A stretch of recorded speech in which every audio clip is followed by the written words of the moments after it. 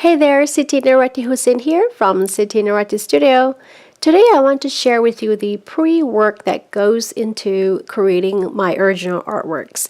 It's an essential step that I've been doing these past few years since I started creating art tutorials. My main goal when creating my line drawings is to create a roadmap for my paintings that will benefit me later.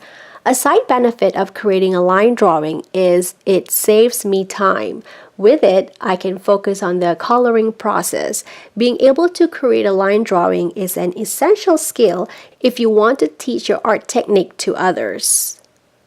First and foremost, I start with taking a series of photos of all my possible subjects. Then I select the photos of the subjects that I want to create paintings of. And here's the photo that I'm using now to create a line drawing from. Next, I need to trace the line drawing directly from the photo reference. This requires a ton of observation because there are a lot of things that I need to pay attention to when I start tracing.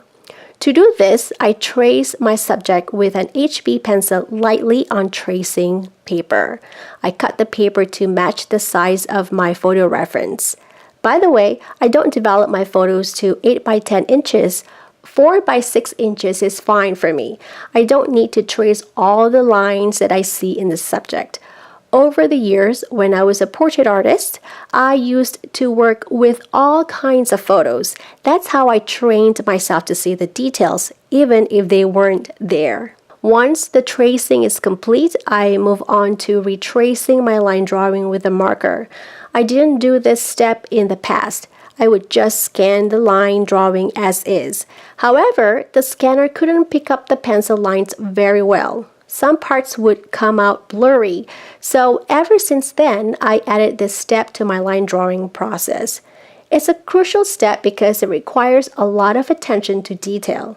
I have to retrace the line drawing as accurately as possible to retain the lines. Of course, the amount of accuracy needed will depend on the subject you're drawing. For example, florals have some leeway, but the shape of a glass tumbler needs to be traced as accurately as possible.